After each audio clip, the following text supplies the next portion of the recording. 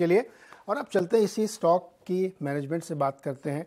उमेश रवनकर जी हमारे साथ जुड़ गए हैं। कंपनी ने दूसरी तिमाही में जो नतीजे पेश किए उसमें ब्याज से आमदनी 17% और मुनाफा करीब 13% बढ़ा है। एसेट क्वालिटी इंप्रूव हुई है और एयूएम न सिर्फ बढ़ा है, आगे की गाइडेंस भी कंपनी ने बढ़ा दिए हैं। बहुत शानदार नतीजे। उमेश जी बहुत बहुत स्वागत है आपका सीएनबीसी आवाज़ पर।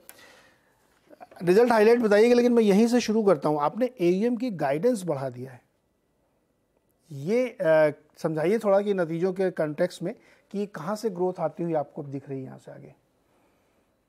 नमस्कार। देखिए, नॉर्मली फर्स्ट हाफ वीक रहता है ग्रोथ में, क्योंकि major activities specially semi urban rural market में हम कहाँ ऑपरेट ज्यादा करते हैं, वहां पे मेजर एक्टिविटीज पोस्ट सितंबर आ जाता है, क्योंकि एग्री आउटपुट आ जाता है, हार्वेस्ट सीजन है, फेस्टिव पीरियड है, शादी का एक्सपेंडिचर रहता है, ये सब स्टार्ट हो जाती है।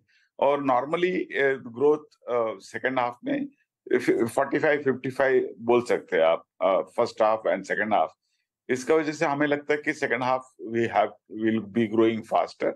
लास्ट ईयर भी हमारा सेकेंड हाफ ग्रोथ अच्छा ही था, लेकिन इस बार स्पेशल है कि हमारा इंटीग्रेशन, दो कंपनी का मर्ज हुआ, उसका इंटीग्रेशन और मर्जर बेनिफिट अभी हमको देखने के लिए मिल रहा है। स्पेशली हमारा निम एक्सपेंशन क्या हुआ, net interest margin expansion, it's mainly because of the merger and synergy benefits. जी, मतलब इस बार तो आपका फर्स्ट हाफ भी स्ट्रॉन्ग है। आपने गाइडेंस 15 से बढ़ा के 18 से 20% कर दिया एयूएम ग्रोथ का। यहाँ से आगे जाते हुए क्रेडिट कॉस्ट आप करें 2% पे आपकी मेंटेन रहेगी। एक सेगमेंट है सर पर्सनल लोन वाला, इसमें भी 11% की ग्रोथ है क्वार्टर ऑन क्वार्टर और 73% है साल दर साल। ये कैसे सर, ये थोड़ा बताइए। देखिए, ये एक तो ये किस टाइप के लोन लोग ले रहे हैं, सिक्योर्ड हैं या अनसिक्योर्ड हैं, और मतलब क्या प्रोफाइल है इस तरह के लोन लेने वालों की? हमारा पर्सनल लोन कैटेगरी हमने क्या क्रिएट किया है, वो सब हम एग्जिस्टिंग कस्टमर को ऑफर कर रहे हैं। स्पेशली कस्टमर उसका पेमेंट कंप्लीट हो चुका है, उनको हम ये ऑफर कर रहे हैं पर्सनल लोन का। क्योंकि समझिए किसी ने 2 व्हीलर लिया, किसी ने गोल्ड लोन लिया, उसके बाद उनको कुछ एडिशनल फंडिंग चाहता है वो, specially after completion of loan. तो हम ऑफर कर रहे हैं कि ये आपको टॉप अप पर्सनल लोन चाहिए तो हम देंगे। सो इट इज सेपरेट एक क्रेडिट नॉर्म एक बनाया हमने, रूल इंजन बनाया है, उसके हिसाब से हम एक पर्सनल लोन दे रहे हैं। वो हमारा कस्टमर बेस अभी बढ़ रहा है। कितना हमारा कस्टमर बेस बढ़ता है, उतना एक अपॉर्चुनिटी हमको एक क्रॉस सेल करने के लिए मिल जाता है।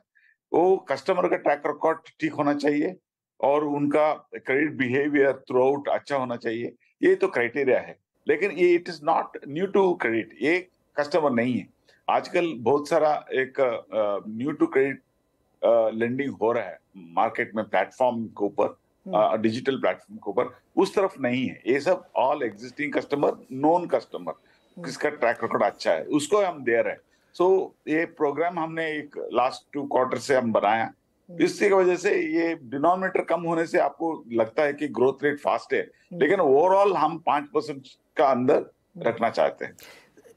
ये लोन जो आप पर्सनल लोन दे रहे हैं, ये प्रोडक्टिविटी लोन है या डिस्क्रिशनरी लोन है, क्या किस काम के लिए दे रहे हैं आप उसको? बेसिकली हमारा 80-85% हमारा कस्टमर्स, स्पेशली कौन 2 व्हीलर ले रहे हैं, सब सेल्फ एम्प्लॉयड और बिजनेस पीपल है, इंडिविजुअल एंटरप्रेन्योर्स है। उनको ये दिस एक वर्किंग कैपिटल जैसा, नहीं तो term loan, short term term loan जैसा जा रहा है।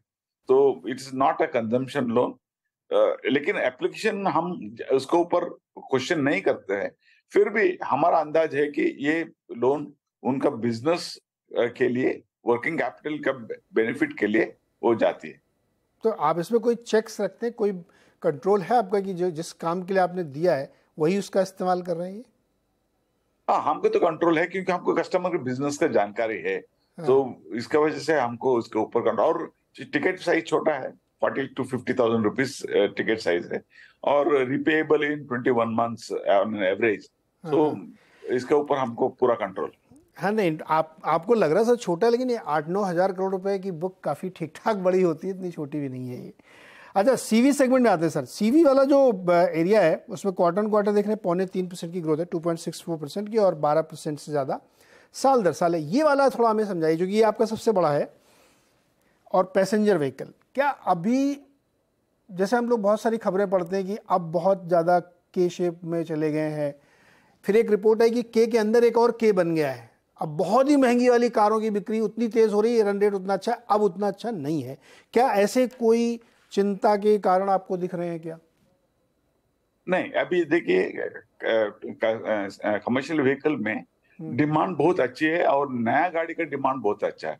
ईयर ऑन ईयर नया गाड़ी में 17% ग्रोथ आपको देखने के लिए मिला है M&HC में, क्योंकि इंफ्रास्ट्रक्चर का स्पेंड अच्छा है गवर्नमेंट का, तो रूरल डिमांड भी अच्छा है, एग्री आउटपुट भी अच्छा है। मेरे ख्याल से ये कमर्शियल व्हीकल डिमांड और ज्यादा बढ़ेगा, क्योंकि लास्ट 3 इयर्स से नया गाड़ी का सेल कम था। अभी लास्ट 2 इयर्स में वो बढ़ गया है, और as the commercial vehicle availability बढ़ता है मार्केट में, यूज्ड व्हीकल का भी डिमांड बढ़ेगा। सो मेरा ख्याल से ओवरऑल डिमांड कमर्शियल व्हीकल के लिए आगे अच्छा है। पैसेंजर व्हीकल का डिमांड थोड़ा अलग तरीका है, क्योंकि बहुत सारा कस्टमर्स 2 व्हीलर से कब 4 व्हीलर को अपग्रेड करते हैं, स्पेशली टियर 2 और 3 टाउन में, उन लोग सेकेंड हैंड कार और सेकेंड हैंड व्हीकल खरीदना चाहते हैं। उस टाइम पर उन लोग पैसेंजर सेकेंड हैंड व्हीकल करने के टाइम पर उनको फाइनेंस चाहिए। ये हमारा एक टारगेट कस्टमर्स है। यहाँ भी मैक्सिमम हमारा customer base are business people and individual entrepreneur and self employed है। ओके सर, एक क्विक क्वेश्चन आपसे ये कि जो पैसेंजर और सीवी वाला टोटल AUM है 1 लाख करोड़ 40,000 करोड़, इसमें कितना सेकेंड हैंड रिफाइनेंस वाला होता है और कितना नया होता है ब्रेकअप में? करीब अराउंड 10% नया गाड़ी का है, बाकी 90% यूज्ड व्हीकल। बाकी नहीं। तो अब मेरा सवाल ये है कि क्या इन्फ्लेशन का असर लोन डिसबर्सल में नहीं आ रहा, लोगों के ऊपर कोई फर्क नहीं पड़ रहा है? इन्फ्लेशन आपका परचेसिंग पावर कम करता है।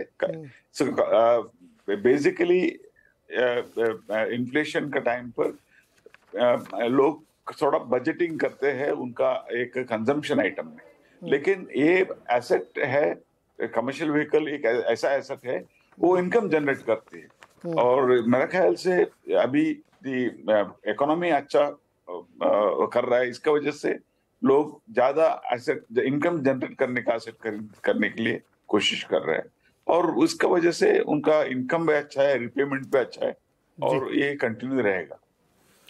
ओके, कोई दिक्कत नहीं है, कंटिन्यू करेगा। शानदार ग्रोथ देखने को मिली है। उमेश सर, बहुत बहुत शुक्रिया जुड़ने के लिए और ये इस तरीके की एक पॉजिटिव कमेंट्री देने के लिए कि इकॉनमी में अभी सब कुछ बहुत ही अच्छा चल रहा है। बहुत शुक्रिया हमारे साथ जुड़ने के लिए।